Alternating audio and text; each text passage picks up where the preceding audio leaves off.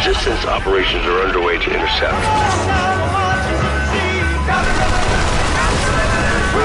Our soldiers need any and all resources we can provide to help them defeat the occupation. Y'all call me racist when I tell you gotta watch these Asians, man. I told you about this. Here we go. Right when you turn your back, man, they invading America. Told you about this. Man, okay, seriously, I'm not really mad about that. What I'm really mad about is that THQ got my ass with this. I mean, just rope me in. I feel like such a goddamn fool right now. If you recall, and you guys had to remind me about this, and I hang my head in shame about it, I actually said that Homefront was the top game that I was looking forward to in 2011. Did you really say that on that podcast? I don't think I said that. Did you really say that? I heard somebody told me that I said that. Now, I just would like to believe I did not. I mean, because Dead Space 2 wasn't even out at that point. How could you have put Homefront over Dead Space 2? I think somebody's just lying to me. I don't think I said that. Somebody go back and look. And even if they're right, they're wrong. Maybe it was like my number. I know it was in my top 5. And I was looking forward to this game very much. And THQ just broke my heart with this, man. It had a lot going for it. It had the cool stuff from like Call of Duty, Modern Warfare 2 or whatever, when the U.S. gets invaded and you're running around in neighborhoods and stuff like that. And they took that and they basically made a whole game about it, or at least that's what was promised anyway. Oh, yeah. It seems like that, except it's always like the story is completely focused on not that exciting part. Like, it's like, oh, yeah, not the part where you're getting invaded and you're having to fight, but the part where you're already invaded. Yeah, there's a lot of, well, that's just one of the many drawbacks to this game. And, I mean, look, I was looking so forward to this game. I was racist for a while. It had me scared. I was walking down the street, and Asian people walking. I saw Asian people like, in 2027, you're going to invade. I can't trust you, man. Get away from me. And that's the story here, because it was a cool, kick-ass story. They had a trailer that came out with it, and I was feeling all American and shit, and all patriotic, and just fucking crushed me, man. And the story's cool, because in 2027, or 2027, or however you want to say that number, Kim Jong-un, son of Kim Jong-Il, they need to get some better names for this shit right here. Korey, on the street, they call him Kim Jong License 2. To ill? All right. Never hung out with him. Didn't get his street name. I didn't know his street cred. That was bad. Cut that out. I thought you were going for a Lil Kim there. No, if I was around the both of you, I'd slap the shit out of both of you for what you just said. Both you and Jeff. But anyway, so Kim Jong-un, the son of Kim Jong-il, now he takes over after his father dies. And he starts to unite North Korea with South Korea. And I'm sure everybody's happy. They're thinking, hey, they're happy. They're thinking like, oh, we never thought we'd see the day. But wait, after they unite, they go and they take over Japan. And after they take over Japan, they just bring down an all-Asian apocalypse on the United States. And how do they do it? Jeff, I'm going to tell you how they do it, because it's very believable how they do it. They send down an electromagnetic pulse that takes out the power in the whole country, and under cover of darkness, they come in and they seize us all and take over our country, man. It could happen. You laughing, Jeff, but it could happen.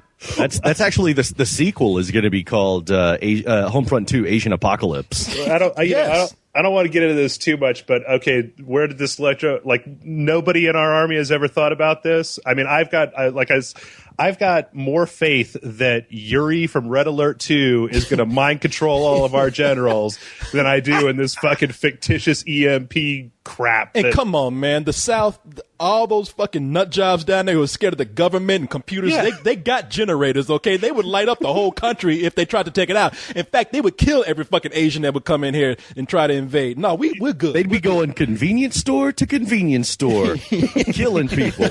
I'm more worried about Alabama taking over the rest of the country instead of Korea, so I'm not too worried about that. But anyway, now this is where you come into the picture, because you play a pilot by the name of Jacobs who teams up with resistance fighters. Yes, there is hope. There is a resistance.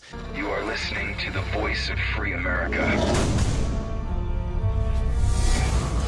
2 years into the occupation of our country, we the people have fought them on every front, in every town, on every street.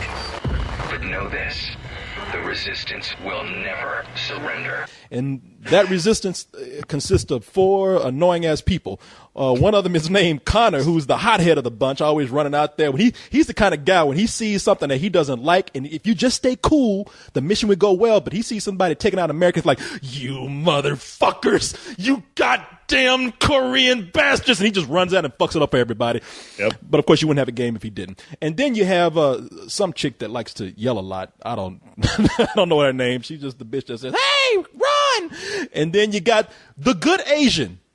The kind of your pet Asian, you know, the one that you can trust, the one that's well spoken, sort of the house Negro equivalent of Asian people. Oh God, so, is it an Asian Jar Jar? Is that what it is? No, he's not that bad. He ain't running around like, oh, I saw, I help you, Mr. Jacobs. No, he's not like Short Round of the bunch. Okay, he looks like what is it? Mickey Rooney in Breakfast at Tiffany's with the big fake teeth and the goggle eyes. Oh, I saw, I helped the resistance. But it's okay. You know, it's got some good ideas. I mean, there are some good things about this game. Jeff, do you want to start talking about some good things about this game, or would you like me to? Or did you even find anything good in this game? There was that. No. No. You sound Asian yourself. No. No, I mean, you were just talking about the characters, and I think it's a testament that you can't remember their name or any one thing about them. I mean, if it was the goddamn A-Team backing you up, it would be a better and more interesting game than this. I really can't think of. I mean, I think there was a couple of sequences where you drive this ATV tank with a rocket launcher on the top around that were pretty fun, but outside of that, this game sucks. All right. You know what? I'm gonna try and attempt to be a good guy. You know, just to let people know that, listen, because a lot of people are going to say, well, Korey, you know what you did? You just had your hopes up too high for this game. You wanted it to be good so bad that you're just looking at an okay game and just coming down on it too hard. No, I'm going to be a good guy here, and I'm going to say some good things about this game. Listen, I think the game is mainly hyped up because of the scenario that we have here, which is a war being fought on our turf in America and in neighborhoods and cities that we recognize. So, and that actually works to the game's advantage here. It's like you drive around and you see settings that are kind of a combination of the apocalypse, our nuclear apocalypse combined with, I don't know, World War II Poland or Germany. So I think that this is so much worse than that, though, because it's this, what is it? This town in Nebraska, Boringsville, Nebraska, that is populated by nothing but White Castle, Hooters, and NOS energy drink machines. That's how the Koreans took over. They put a Hooters on every corner. We were distracted by titties and chicken wings, man. And you know what? They came God and got bless us. The Koreans for that. I personally embrace our new Korean masters. Welcome to America. Wear them titties. Exactly. You had me at titties. You didn't have to bring the chicken wings. I'll take them, but hey, I serve you now. If you get some blue cheese, I'll suck your dick. So, I'm fine. I want to see you with that sign on the side of the road. We'll suck dick for blue cheese. Yeah, I'm not even asking for $1, anything. I'm like, well, suck dick for blue cheese. Now, outside the look of the game, because it is very creepy at times when you're going around, you're driving around, you see homes and houses that have just been taken over by these. It'll be weird enough to see any kind of military takeover, even with an American military, but to see all these futuristic Koreans come in, it's a neat idea. And the look of the game at first is very cool. It's a very cool idea that they have. I mean, the premise sold people with all the hype. So that alone in itself is great. It's what they delivered on that wasn't so well. We get to that in a little bit. And the music and the sound in the game, I think, is also exceptional. Now, it gets a little nuts after a while. The music begins to become a little overdramatic the more it goes on, and all the war sounds around you just become noise after a while, and you just listen to that and you just start to lose your goddamn mind after a while. But the sound production and the score done very well. And I also have to say that even on normal, I played it on hard. I didn't even know I had it on hard, so maybe that's why I just kept getting my ass kicked. Maybe that's why I didn't like the game. This is hard. But even playing on normal, the game is challenging. And I mean, I like games that are not very easy, especially with your shooters. So I thought that they did a good job with the difficulty settings on this. Now, see, I thought it was challenging for all the wrong reasons. I mean, your character in that game is able to take maybe like say a quarter of the damage that like your standard Modern Warfare Halo kind of protagonist can take. I mean, you just get ripped to shreds if you turn the wrong corner and there's a guy, two guys with a machine gun, you're trying to back up and you die. And then not just that, but I thought they put the checkpoints in this game really far apart so that you're consistently playing through the same areas over and over and over again, which really, I mean, I think works to the game's disadvantage, because when you see some of these burned out environments the first time, it's kind of interesting. You're like, oh, okay, whatever. But, the fourth time you're trying to run past those stupid crane turret bullshit things they put in the middle of the street, you're just like, okay, death, ruins, destruction, fuck it. I'm trying to get over there now. Well, you know what? You're right about that. It's the AI in the game. Now, hey, Jeff, I'm with you now, man. I'm on board with you. I've said the good. I'm hopping over to your team now. Let's talk about some of the bad things, because there's a lot more negatives than there are positives in this game for me. And again, just hear me out, people, because I am being fair about my assessment of this. I tried to have a good time. But as Jeff was just saying, the AI is terrible in this game. Now, it's good for what it is really created for, and that's to kind of help you out in a firefight or a shootout. Your characters can shoot in a direction and kill guys. Very good. They help you out a lot with that. Mm-hmm. The only problem is that when you were trying to run, a character would just almost like on purpose would just kneel down beside you. You're trying to move, and you wonder why I can't move. And then all of a sudden you die, you fall down, and you see that bitch kneeling down in front of you, like who didn't want to go anywhere. And they were doing that prank when somebody kneels behind you, and then the person in front of you pushes you and you fall down. Maybe that's the wrong time to pull a prank when the Koreans are trying to kill you. Yeah, just put your foot out and trip me while I'm running. You know what? Speaking of pranks, and this is no lie. Now, okay, maybe it is. I don't know. I heard this from somebody else. My sister's boyfriend's cousin's boss, Dog, said that while they were playing the game, there's a guy in the game named Boone, who's one of the leaders that you follow. Now, he's a non-playable character, and you have to follow this guy. They tell you, follow Boone. He'll take care of you. Boone can't lead you wrong. Well, apparently Boone took you to one spot where you're waiting by a door, and Boone, in order to get to that door, has to pull down a file cabinet or something. And what does he do with that file cabinet when he pulls it down? Crushes you with it. It falls down on you. Yeah. Meanwhile, they just don't like you. Yeah, people just don't. They want you to fucking die. I get the feeling that everybody's like, when you're not around the non-playable characters, they're like, man, we gotta get rid of this asshole. We just don't like this guy. Yeah, and meanwhile, you fall, you look up at Boone, and Boone is like, whoops. So. But you know what? Thank God that they're there, because apparently your character never learned at a young age how to open up a goddamn door. You are waiting for these people to open up a door, man. They stand there and have a conversation. Meanwhile, you're looking at the doorknob. Now, apparently, you're like the aliens from Signs, because you can't open doors with your hands. So you got to wait for everybody to do that for you. Meanwhile, while you're looking at the door and like saying, hey, can we just go ahead and go on through? They're just sitting up there having a conversation. Hey, man, how you doing today? Oh, I'm all right. How you? You want to get something to eat? Yeah. Hey, yeah. You go over to White Castle later? Yeah. Hey, girl. I got a special on those little chicken sandwiches. Yeah. Hey, girl, what you doing after this war? Yeah, I want to take you out. Get you some White Castle.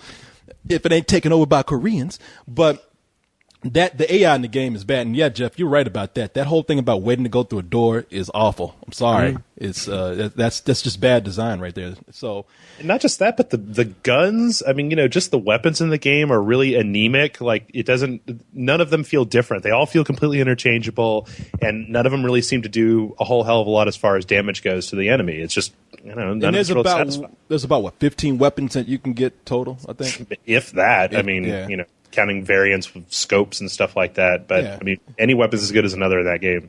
It's a standard sniper, shotgun, several machine guns are automatic weapons. You get the pistol. I mean, it's nothing too different there with it. And we already talked about how you see the same advertisements over and over again. Listen, people, I have no problem with ads in game, advertisements in game. I have no problem with that at all. You got to make that money. Games are expensive. I know that. But it kind of becomes obvious who paid the bill when you keep having them every 20 feet, the same advertisers. But the problem isn't even the advertisements. It's the fact that, like, they've bought, there's a whole level in the game that is inside of a Tiger Direct, like retail store, like an electronics store. Yeah. Does Tiger Direct even have retail stores? They don't around here. Maybe in Nebraska. You know what? In the year 2027, they do. They've taken over Walmart, and there's no longer Walmart every corner. It's Tiger. They shut out Target, everything. Instead of a McDonald's inside of a Walmart, you got a Tiger Bar with a Hooters inside of it. So whatever it's called. And what's the other one? NOS Water? Is it NO? NOS Energy Drink. NOS Energy Drink. Yeah. Dog, I need more NOS, man. And so that's their new ad campaign is kick some Korean ass. Yeah, I would at least like them to make it creative. Instead of a sign, at least let me pick up like a NOS energy drink, and like just go into a Korean killing rage, like but they don't do that. They don't fucking do that. Warning: too much NOS may make you hate Koreans. Warning to Koreans: do not drink this around your non-Korean friends; they will destroy you. I tell you what, though, Korey, all of everything you've just said, everything we've talked about, I could forgive all that. But this game has the weakest ending of any game I've played, and I have a hard time even remembering the last game that I played that ended on such a just like, that's it? That's all? All right, we beat the Koreans. Let's go to Hooters. No, it's more like, all right, we saved that bridge. What's next? And it's like the credits. That's what's next. Yeah, there's a lot of hoopla. There's a lot of a big deal being made about who wrote this game, and it was written by a screenwriter, John Milius, who wrote Apocalypse Now, Conan, and he wrote a story very similar to what we have here with this game, which is Red Dawn. Mm-hmm. Instead of Russians coming and taking over a town, we got Koreans here. But the problem with touting such a huge name and such big movies behind this guy is that this is a game with it doesn't get past a premise and some good ideas, and some very good ideas, in addition to what we see going on with the setup. I mean, I like that they added touches such as, it's not just the Koreans you have to worry about. There's certain towns where the Americans went crazy. They got like a case of redneck fever, so they just started lynching everybody and killing everyone. And so you got to and this is what would have been. See, they missed out on a lot of opportunities in this game. It would have been cool to set some of this stuff at night, to go through these redneck towns and buildings and yards and stuff where the people are acting like nuts. It would have been cool to creep around under cover of nighttime. And I would have added just a level of eeriness to the insanity that's going on. It also would have been cool to take advantage of the fact that you have a Korean character in your group, and you have to escort him through this village without him getting shot. No, you don't do that. Another great idea that was wasted. The whole thing just feels like the first act of a 3-act story. Like, that should have been the setup, and then there should have been another. I mean, the game is 4 or 5 hours long. There should have been another 6 to 8 hours where you go into San Francisco and then you do stuff there, and then you rally up. I mean, the best thing that I could think of, the best comparison I could think of, is there was a game that was made several years back called Freedom Force. Oh yeah.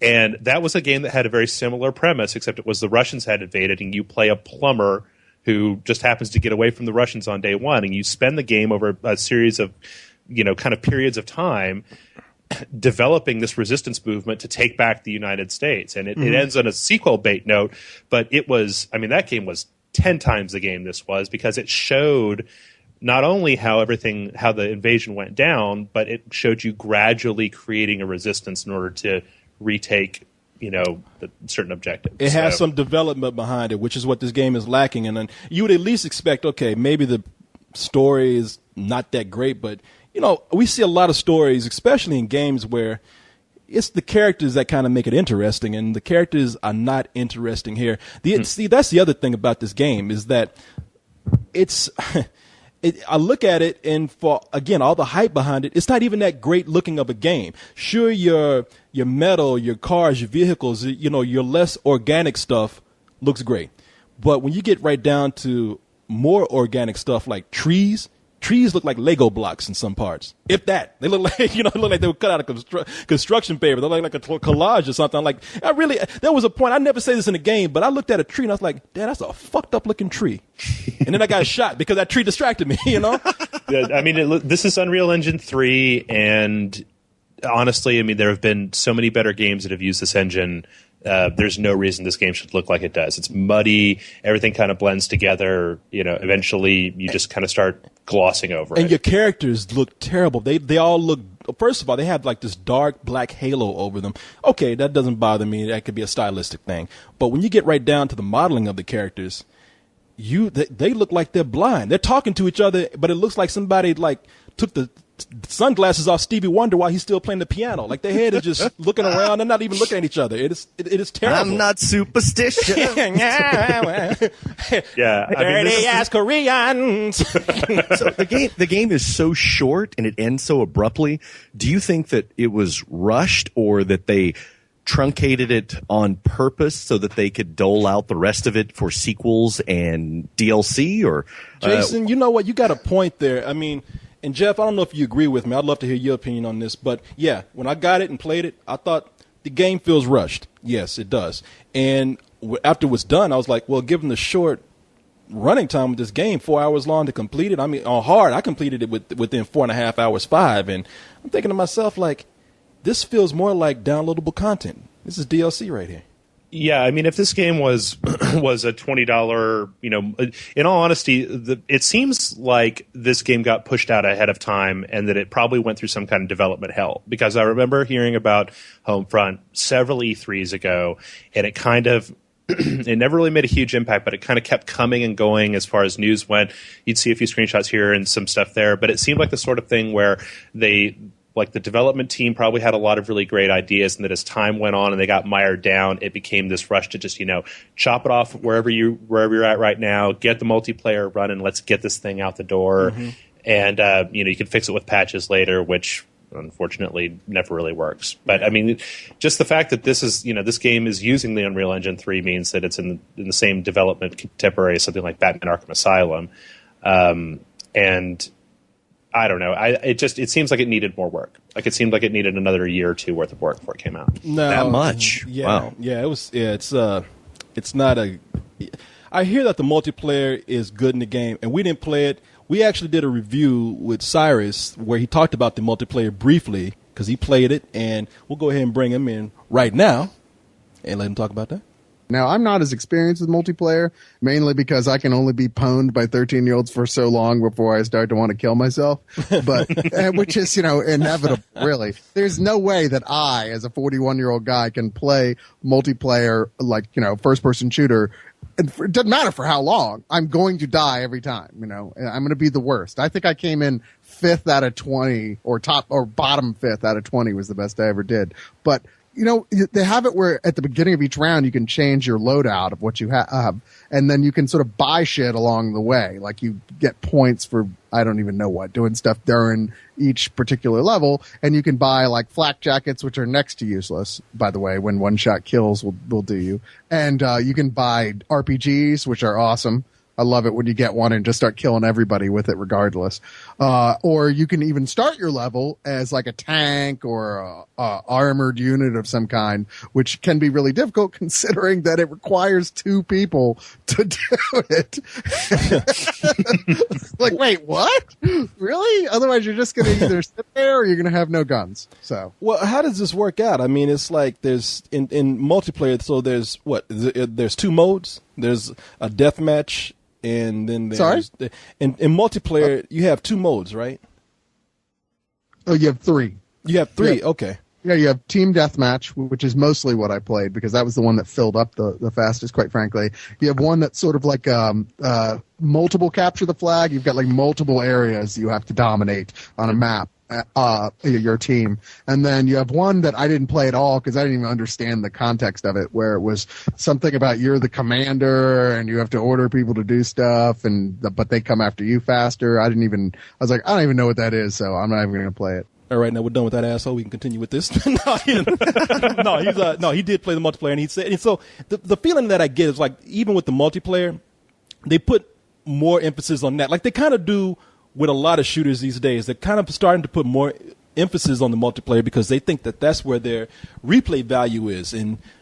But the problem that we see with that is that the single player mode is lacking to the point where, all right, at first you play something like, because listen, I'm not going to even hold the running time on this game or the length of the game against it. I think all shooters are going through this phase are entering this whole thing of starting to make their campaigns on the single player end shorter. I mean, I can recall some games that we played recently. Modern Warfare, Black Ops was even short, man. I think that was like about 3 hours long when you got right down to it.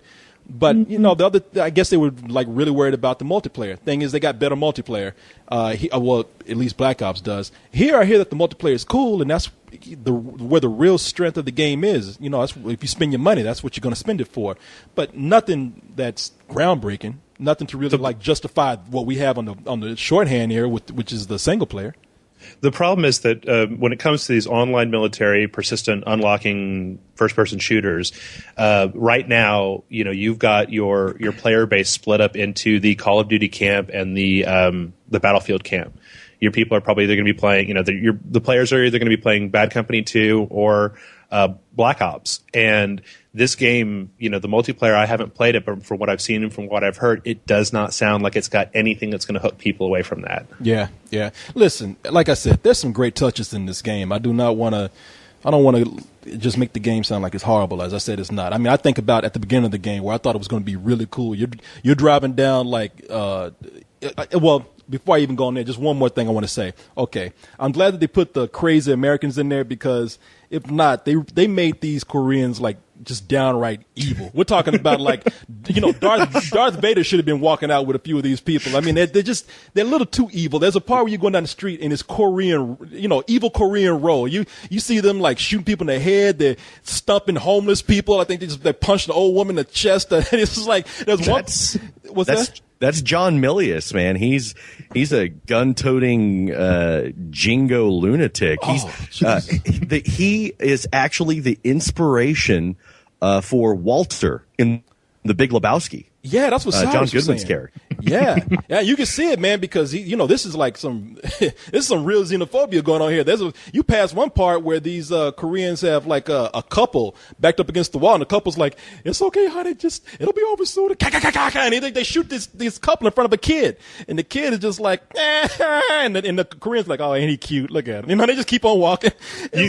You honestly could have swapped the Koreans in this game out for like, you know, Hellgast or the Gears of War monsters or the Resistance monsters. I would not have noticed any difference whatsoever. Yeah, they should have. Some Koreans should have been walking out with a big machine gun talking about boom. You know, it's the bad guys in games are never merciful. No, never. No, they should have made them Nazis. I would have cared more about shooting. They were Korean Nazis. Come on, man. Korean Nazis. You got space Nazis in Killzone, and now you got Korean Nazis here in Homefront. But you know, the beginning of the game did really get me into it. I mean, yeah, I know that they have to be evil for us to really like get into the game, so I didn't mind it. And the setup was actually pretty cool. You know, I just wish that it didn't feel so rushed. That's all. Listen, this is a game that, in small bits here and there, I had fun with it. It wasn't terrible. It's just disappointing, very disappointing. If I borrowed it and finished it and returned it back to wherever I got it from that day, I'd be totally fine with it. So that's what I give this game, a big old borrow, and I'm going to throw it back at you. There is no reason to play this game if you should just go back and play Modern Warfare 2 and play the parts where you're in suburbia. This game is bullshit. Don't spend any money on it and actively try to make other people not buy it. Jesus, man. I'm sorry, but this game feels like it should have been released 5 years ago. It feels like a game that was developed before we saw Modern Warfare come out. You know, it's ugly. It doesn't play very well. The weapons are lacking. You die all the time. The story is short. The multiplayer is generic. I can't recommend it any less. Damn, man, you got me feeling like a pussy. I'm just easy to please. The price of our liberty has always been high. This is a war of the people, by the people.